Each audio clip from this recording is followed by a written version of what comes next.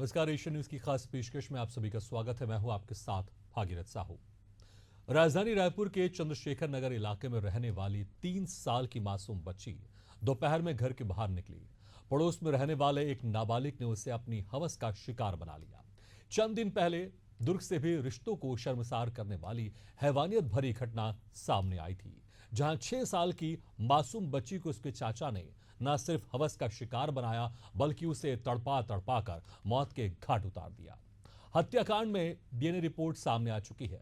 मृत बच्ची के चाचा का डीएनए मैच हो गया है।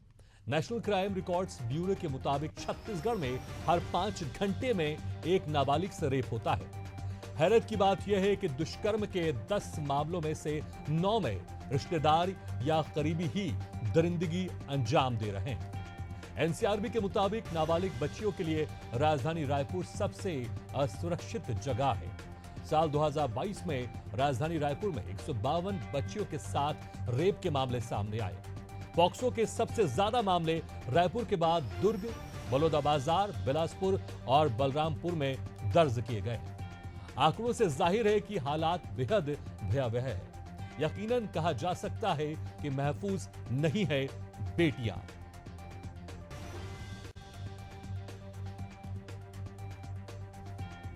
और इसी खास मुद्दे पर हम चर्चा करेंगे, जानने की भी कोशिश करेंगे कि इस तरह के जो अपराधी होते हैं उनकी मानसिकता क्या होती है, आखिर क्यों वो अपनों को ही इस तरह से शिकार बनाते हैं और कैसे इन पर लगाम लगेगी, इस पर हम चर्चा करेंगे। और जो मेहमान हमारे साथ मौजूद है, मैं उनका आप लोगों से तारुफ करा देता हूं। हमारे साथ हैं मनोचिकित्सक डॉक्टर सुरभि दुबे जी, समाज सेविका शताब्दी पांडे जी और फॉरेंसिक एक्सपर्ट डॉक्टर सुनिंदा ढेंगे जी। आप सभी मेहमानों का स्वागत है हमारे इस खास चर्चा में।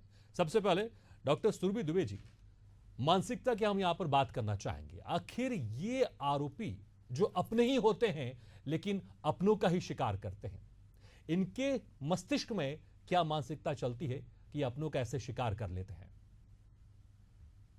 हमने बहुत स्टडीज देखी है जिसमें ये पता चलता है कि जो इस तरीके के दर्दनाक वाक्यों को अंजाम देते हैं, उन लोगों में एक मेल प्रीडोमिनेंस जो हम बोलते हैं कि अपनी मैस्कुलिनिटी दिखाने का जो भाव है वो ज्यादा रहता है।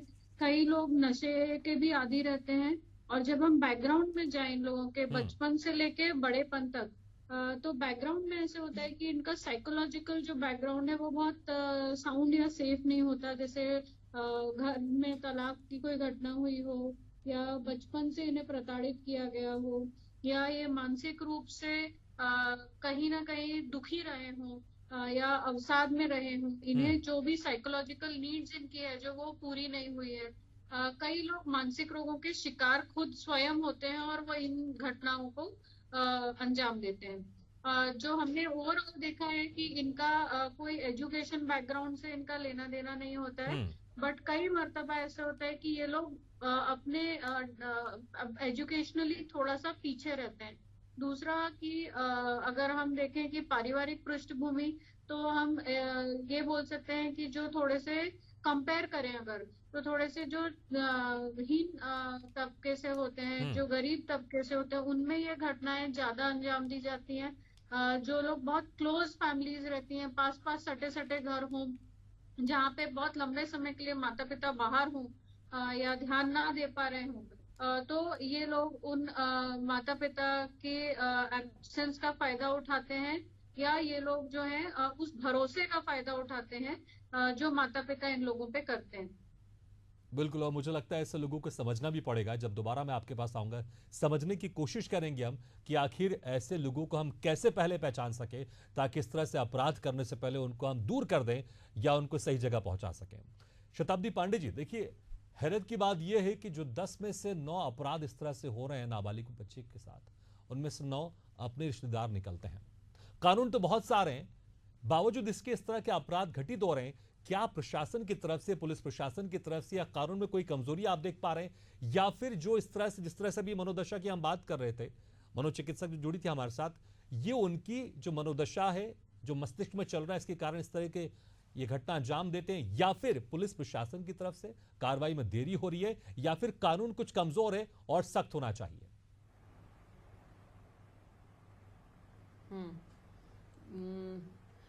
आपने जो मुझसे प्रश्न पूछे ये दो तीन डायमेंशन में जाते हैं। एक तरफ पुलिस प्रशासन की बात हो रही है, दूसरी तरफ मानसिकता की बात हो रही है। मैं पहले मानसिकता और मनोविज्ञान पर अगर हम बात करें तो ये कहीं ना कहीं हमारे समाज से जुड़ी हुई बात है ना। तो किसी भी बच्चे की मानसिकता किस प्रकार की विकसित हो रही है, ये उसके परिवार और परिवार के वातावरण, परिवार द्वारा दिए गए संस्कार, परिवार द्वारा दी गई सुविधाएं और परिवार द्वारा दिए गए अधिकार और सहयोग पर निर्भर करता है। संस्कार, सुविधा, सहयोग और अधिकार, हम इन सब को अगर अध्ययन करते हैं तो हम देखते हैं जिन बच्चों को ये सब बहुत अनुपात में मिलता है, जिन बच्चों को परिवार में वातावरण बहुत अच्छा मिलता है, जिन बच्चों को, हम चूंकि भारत में निवास करते हैं तो भारतीय संस्कृति के अनुकूल उनको वातावरण और उनका विकास होता है, आप देखेंगे उनमें ये डिसऑर्डर्स नहीं होते हैं। ये डिसऑर्डर्स उन्हीं में है जिनका सोशियो इकोनॉमिक कंडीशन खराब है, जिनका साइकोलॉजिकल स्तर परिवार का बहुत खराब है। तो ये हो गई मनोविज्ञान की बात। अगर आप प्रशासन और पुलिस की बात करेंगे तो प्रशासन और पुलिस की बात तब आती है जब जागरूकता होगी। लोगों में जागरूकता होनी चाहिए कि किस प्रकार के कड़े कानून हैं, इस प्रकार का कृत्य करने के बाद मेरे साथ क्या होगा, मुझे क्या सजा मिलेगी, इसके प्रति लोगों में डर नहीं है। इसको लाने के लिए अभी समाज में प्रयास करने की बहुत आवश्यकता है, क्योंकि संस्कारों की जहां तक हम बात करते हैं तो संस्कार समाज में, परिवार में माँ बाप प्रयत्न करते हैं अपने बच्चों को हम अच्छे से अच्छा दें। केवल जो बहुत निम्न आर्थिक वर्ग के लोग हैं, जो मजदूर वर्ग के लोग हैं, जिनके पास केवल रोटी खाने कमाने से फुर्सत नहीं है, वे ही अपने बच्चों को अच्छे संस्कार नहीं दे पाते हैं। सभी ऐसा नहीं करते हैं, लेकिन कुछ से ऐसा होता है। तो हमें ये करना चाहिए कि ऐसी बस्तियों में जाना, ऐसी बस्तियों में रहने वाले लोगों के बीच में भजन के माध्यम से, बहुत अच्छे किस्से कहानियों के माध्यम से उनके बीच में संस्कार जागरण का कार्य करना चाहिए। वहीं कानून क्या है, कानून तोड़ने से क्या सजा मिलेगी, इसके लिए कानून के जो सिपाही हैं, जो कानून के इम्प्लीमेंटेशन करने वाली जो एजेंसीज हैं, विधिक जागरूकता शिविरों के माध्यम से या पुलिस प्रशासन के प्रशिक्षण के माध्यम से, पुलिस मित्र एक योजना हुआ करती थी पहले, समाज के लोगों को पुलिस मित्र बनाया जाता था। तो क्यों ना हम बाल मित्र, हमने भी पहले प्रयास किया था जब हम बाल संरक्षण आयोग में हमारी टीम थी, तो हमने बाल मित्र योजना आरंभ की थी। जो हर पुलिस स्टेशन में ऐसे बाल मित्र होंगे जो बच्चों के साथ होने वाली घटनाओं और बच्चों को किस प्रकार से प्रोटेक्शन दे सके। तो मैंने आपसे पहले ही कहा कि संस्कार, सुविधा, अधिकार और सहयोग, इन चारों के फ्रेम के बीच में एक बालक का विकास होता है। अगर ये सब बहुत अच्छे तरीके से होगा तो निश्चित रूप से इस प्रकार की घटनाओं में लगाम होगा। एक आंकड़ा और मैं आपको बताना चाहूंगी कि एनसीआरबी का आंकड़ा आपने जो बताया, ये आज का नहीं है। जब मोहिनीगिरी महिला आयोग में हुआ करती थी तब मैं पत्रकार थी और मैं उनका इंटरव्यू करने के लिए गई थी। ये बात है 1994-95 की। तब भी उन्होंने यही तथ्य कहा था जो मेरी हेडलाइन बनी थी कि अपने ही आसपास का आसपास के व्यक्ति से हर तीसरी किशोरी बालिका यौन उत्पीड़न से शिकार होती है। अब देखिए, ये 1994-95 में भी यही बात आई थी राष्ट्रीय महिला आयोग की रिपोर्ट में, और एनसीआरबी भी यही कहता था, आज भी यही कह रहे हैं। अंतर क्या आया है? अंतर ये आया है कि आज पॉक्सो एक्ट इम्प्लीमेंटेशन होने के बाद कुछ प्रतिशत जागरूकता आई है। अभी जो बिल्कुल शताब्द जी, जागरूकता आई है, लेकिन मुझे लगता है और जागरूक होने की आवश्यकता है, क्योंकि अभी भी 10 में से 9 जो रिश्तेदार होते हैं वही इसी तरह के कृत्यों का अंजाम देते हैं। डॉक्टर सुनिंदा ढेंगे जी, देखिए एक आंकड़ा हमारे पास ये भी है कि जो 100 अपराधी हैं इसमें, उनमें से सिर्फ 17% यानी कि सिर्फ 17 लोगों पर ही आरोप सिद्ध होता है। अब तो इतनी सारी टेक्नोलॉजी आ गई, जो भी फॉरेंसिक जांच होती है उसमें तमाम टेक्नोलॉजी का इस्तेमाल किया जाता है, फिर भी ये आंकड़ा 100% क्यों नहीं हो पा रहा है? 100 में से सिर्फ 17 लोगों के ऊपर ही आरोप सिद्ध क्यों होता है? देखिए, इस विषय में बीपीआरएनडी की एक बहुत अच्छी गाइडलाइंस आई है, स्पेशल ऑपरेटिंग प्रोसीजर करके। उसमें स्टार्टिंग से ये बताया गया है कि जैसे ही एफआईआर होती है तो एफआईआर आप कब, कैसे और किस तरीके से लिखेंगे। सेकंड, आपको जो सबसे इम्पोर्टेंट है कि अगर विक्टिम इंजर्ड है तो उसका हॉस्पिटलाइजेशन है, अगर वो इंजर्ड नहीं है तो उसका मेडिकल एग्जामिनेशन। वो हमारे यहाँ सबसे बड़ी प्रॉब्लम होती है कि जो medical examination with in 24 hours हो जाना चाहिए वो नहीं होता है।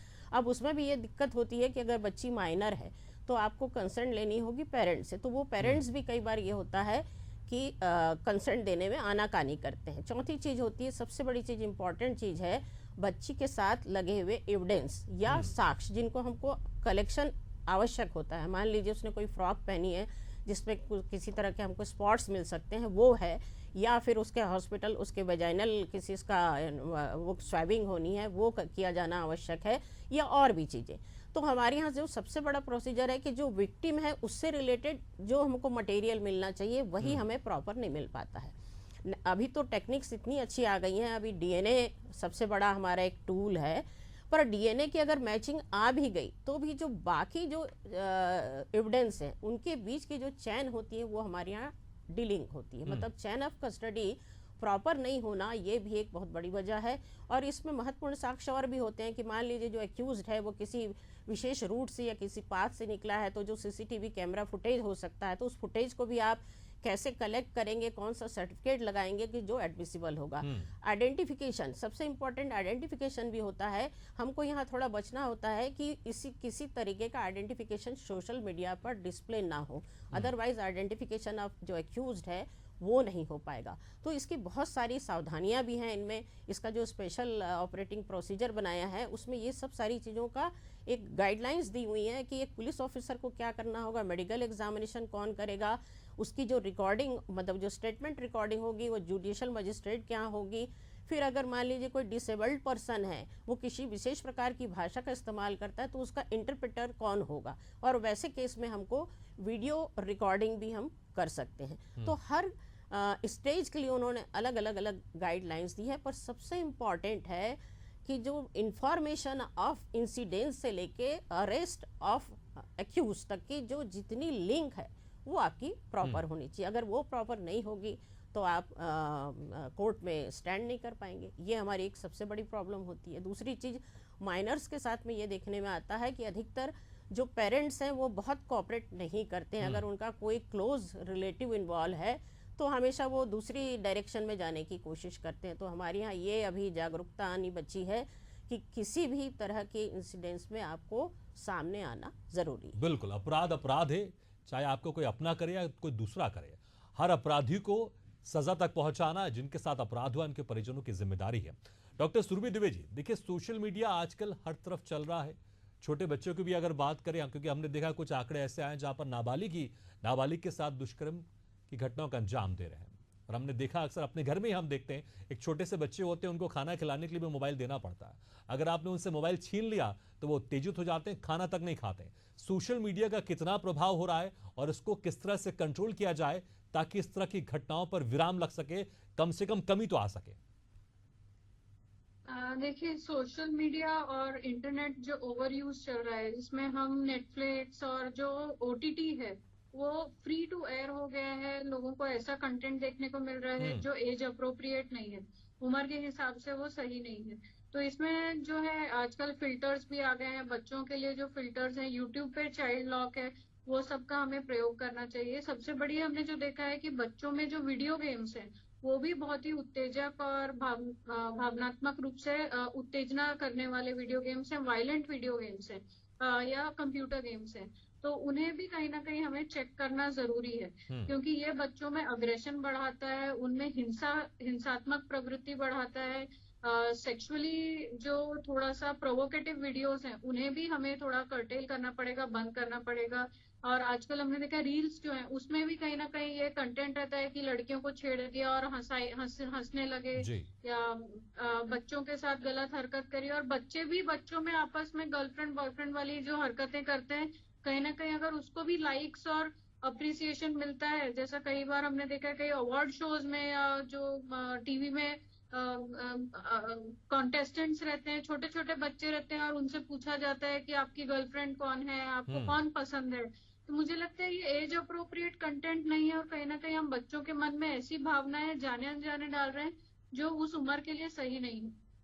और इसे चेक लगाना बहुत ही आवश्यक है। बिल्कुल। तो मुझे लगता है शताब्दी जी, देखिए सेंसर तो है, फिल्मों में सेंसर है, फिल्मों के हिसाब से ग्रेड मिलता है, उसके हिसाब से लोग जाते हैं थिएटर में फिल्म देखते हैं। लेकिन मोबाइल ऐसा है उसमें कोई सेंसर नहीं आता, उसमें कुछ होते हैं, ऑप्शंस होते हैं, लेकिन आजकल हर किसी के पहुंच में कोई भी मोबाइल खोल के कोई भी कंटेंट देख सकता है। तो यहां पर सरकार को मोबाइल को लेकर खासकर कौन से कंटेंट बच्चों को जाने चाहिए, माता पिता को ध्यान रखना है, लेकिन इसमें सरकार अपने स्तर पर क्या कुछ कर सकती है ताकि वो कंटेंट कम से कम बच्चों तक नहीं पहुंचे जिससे वो उत्तेजित हो रहे हैं, और या फिर उन लोगों तक नहीं पहुंचे जिससे वो इस तरह की घटनाओं का अंजाम दे सकते हैं, या फिर ऐसा कुछ माहौल नहीं हो। कैसे सरकार इस पर एक अपनी जिम्मेदारी निभा सकती है बेहतर? देखिए, राष्ट्रीय बाल अधिकार संरक्षण आयोग ने 2015 में इसके लिए अपनी अनुशंसा भेजी है सरकार को, और निश्चित रूप से उसका इम्प्लीमेंटेशन होना चाहिए था, जो अभी तक नहीं हुआ है। आने वाले समय में जहां तक मेरी जानकारी है, हमारा एक नेशनल नेटवर्क है समाज सेवियों का, तो ओटीटी पर दिखाए जाने वाले जो अश्लील विषय हैं, जो अश्लील चित्रण है, इसकी रोकथाम के लिए भी कोशिश की जा रही है कि इसके लिए कुछ रोकथाम हो, और इसके प्रयास हो रहे हैं। आने वाले समय में हमको कुछ सुनने को मिलेगा, बहुत अच्छा होगा। लेकिन उसके अलग मैं एक बात ये भी कहना चाहूंगी कि हम जब तक ये रोकथाम हो, जब तक ये फिल्टर हो, कंट्रोल हो, तब तक क्या माता पिता ये फिल्टर कर सकते हैं क्या कि वो ऐसी चीजें बच्चों को देखने दें जिससे कि बच्चों के अंदर सहनशीलता, संयम, सहयोग, एक दूसरे के प्रति क्षमा के भाव, एक दूसरे को सहयोग करना, एक दूसरे की मानवीय अच्छाइयों को समझना, ऐसी सब नैतिक शिक्षा। जब देखिए, आप और हम सब भी बचपन से बड़े हुए हैं, तब कहाँ ये सब था, लेकिन केवल माता पिता पूरे समय हमारे इर्द गिर्द होते थे। एक छोटी सी मैं बात से अपनी बात रखनी चाहूंगी कि एक छोटा बालक नहा के आता है, 4.5 साल का है, और गणपति बापा के सामने खड़े होकर हाथ जोड़ के बोल रहा है, हे भगवान, मैं आधा घंटा से नहा के आया हूं और मेरी माँ व्हाट्सएप पर बिजी है और मेरे को कपड़े नहीं पहना रही है। तो वो भगवान से ये प्रार्थना कर रहा है। तो ये छोटी सी कहानी हमको ये शिक्षा देती है कि बच्चा नहा कर आ गया है, आधे घंटे से खड़ा है, माँ को फुर्सत नहीं अपना व्हाट्सएप छोड़कर अपने बच्चे को कपड़े पहनाए। एक घटना हुई थी, एक पुलिस अधिकारी के बच्चे की रेल दुर्घटना में डेथ हो गई थी। हम सब ने उसको काफी द्रवित हुए थे हम सब। कहीं ना कहीं माँ का ध्यान चूकता है। अभी ये जो दुर्ग वाली घटना हुई है, कहीं ना कहीं माँ दूसरे घर में थी, बच्ची दूसरे घर में भोजन के लिए गई थी, बीच में मौका देख करके ऐसी घटना हुई। मेरा ऐसा कहना है कि जब हमको मालूम है कि हमारे बच्चे छोटे हैं, वातावरण खराब है, ऐसे समय में माँ को पूरी यहाँ तरह पर माता पिता की जिम्मेदारी चाहिए। बहुत बढ़ जाती है, क्योंकि उन्हीं को यहाँ पर देखना है। वो जानते हैं कि जो उनके रिश्तेदार है वो किस तरह से हैं, या फिर किस तरह की घटनाएं हो सकती है, माहौल कैसा है। इसलिए आपको ध्यान रखना पड़ेगा, खासकर माता पिता को, क्योंकि हम देखते हैं अक्सर पिता पैसे कमाने में व्यस्त है, माता किटी पार्टी में व्यस्त है, और वो बच्चा डिस्टर्ब नहीं करे इसलिए मोबाइल दे देती है, और बच्चा मोबाइल में कुछ भी देख रहा है, कहां पर है, कभी कभी तो ये भी नहीं समझ में आता, बाद में समझ में आता है कि बच्चा शायद पड़ोस में खेल रहा है। तो यहां पर माता पिता को ध्यान देने की अत्यधिक आवश्यकता है।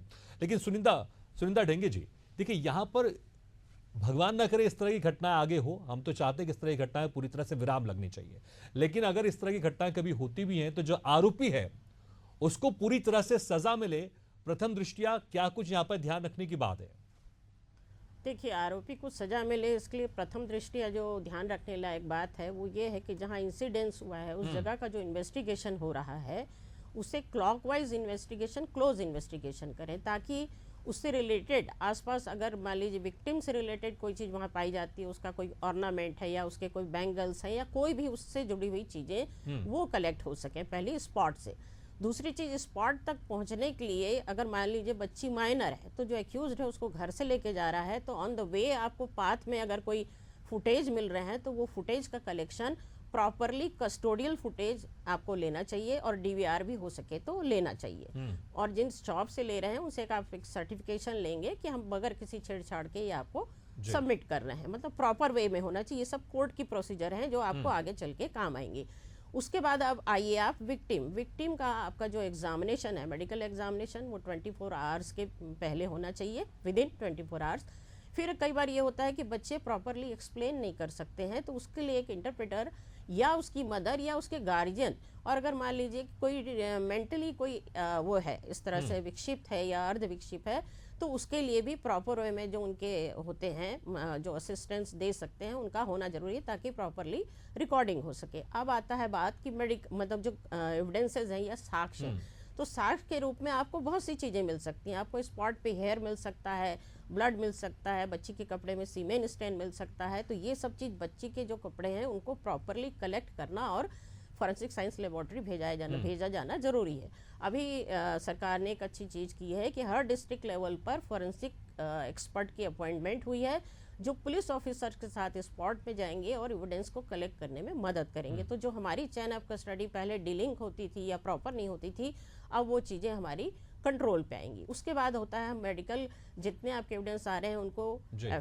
फॉरेंसिक साइंस लेबोरेटरी में परीक्षण के लिए भेजे जाना, तो उनकी भी प्रॉपर कस्टडी होती है। क्या होता है जब हम चार्जशीट पढ़ते हैं या ट्रायल देखते हैं तो कभी पता लगता है कि आपने डीएनए का सैंपल जो कलेक्ट किया था उसकी कहाँ कस्टडी थी, पोजीशन किसके अंडर में था, ये बीच में कई बार एक क्वेश्चन मार्क हो जाता है। यहाँ पर प्रशासन को ध्यान रखने की आवश्यकता है और बहुत सारी अहम जानकारी आपने बताई। मुझे लगता है कि इससे आरोपी को सजा दिलाने में बहुत मदद यहाँ पर साबित होगी। लेकिन एक समय हमारे पास कम है। डॉक्टर सुरभि जी, मैं ये भी जानना चाहूंगा आपसे कि कैसे अपनों की मनोदशा को या उनकी मानसिकता को समझ सके कि वो इस तरह की घटनाओं का अंजाम दे सकते हैं, क्योंकि बड़ा मुश्किल होता है अपनों में से ही किसी को शक के घेरे में लेकर आना।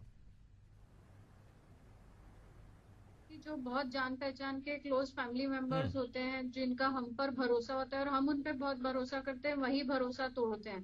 तो अगर आप देख रहे हैं कि आपके बच्चे को कोई अत्यधिक प्रलोभन दे रहा है, चॉकलेट्स दे रहा है, अकेले घुमाने फिराने में आपके बच्चे को इंटरेस्ट ले रहा है, और ये मैं कोई जेंडर स्पेसिफिक नहीं बोल रही, लड़के और लड़की आजकल दोनों ही समान रूप से डेंजर में है। तो दोनों जेंडर्स के लिए रहेगा कि अगर कोई आपके बच्चे को प्रलोभन देके घुमाने फिराने ले जा रहे हैं, अकेले उनके साथ टाइम स्पेंड करना चाह रहे हैं, आजकल सिखाया जा रहा है, तो बच्चों से भी हमें कहीं ना कहीं कनेक्टेड रहना है कि कहीं कोई इस तरह की घटना हो तो बच्चे अपने माता पिता को डरे नहीं, सहमे नहीं और ओपनली बताएं। दूसरा, कई टाइम देखा गया कि ये लोग बच्चों को डराते हैं कि अगर ऐसा नहीं करोगे तो फिर हम आपको नुकसान कर देंगे, आपके घर वालों का नुकसान कर देंगे या परेशान करें। तो ये हमें हमारे बच्चों का कहीं ना कहीं अपना बिल्कुल, इसलिए मुझे लगता है कि माता पिता को ध्यान देने की बना के आवश्यकता है। उनके कोई भी रिश्तेदार ऐसी गतिविधि करते हैं जो थोड़ी सी एबनॉर्मल लगती है, तो वहां पर ध्यान देने की आवश्यकता है। और बच्चों को कम से कम इतना फ्री रखे कि कोई भी अगर उनको दुख दर्द हो तो आपसे डरे नहीं, आपसे आकर अपनी बात को साझा करे, शेयर करे। चलिए, हमारा समय भी समाप्त हो गया। बहुत बहुत शुक्रिया आपसे मेहमानों का, सुरभि जी, शताब्दी जी और सुनंदी, शुक्रिया हमारे इस खास चर्चा में शामिल होने के लिए। तो जिस तरह से यहाँ पर वाकई गंभीर मामला है, क्योंकि जो 10 में से 9 अपराधी हैं वो अपने ही निकलते हैं, इसलिए यहाँ पर बात ये भी उठती है कि अपनों को अपनों से बचाना है, इसलिए सावधानी जरूर बरतना है। इसी के साथ हमारी खास पेशकश में फिलहाल इतना है, लेकिन खबरों का सिलसिला लगातार जारी, आप देखते रहिए एशियन न्यूज़।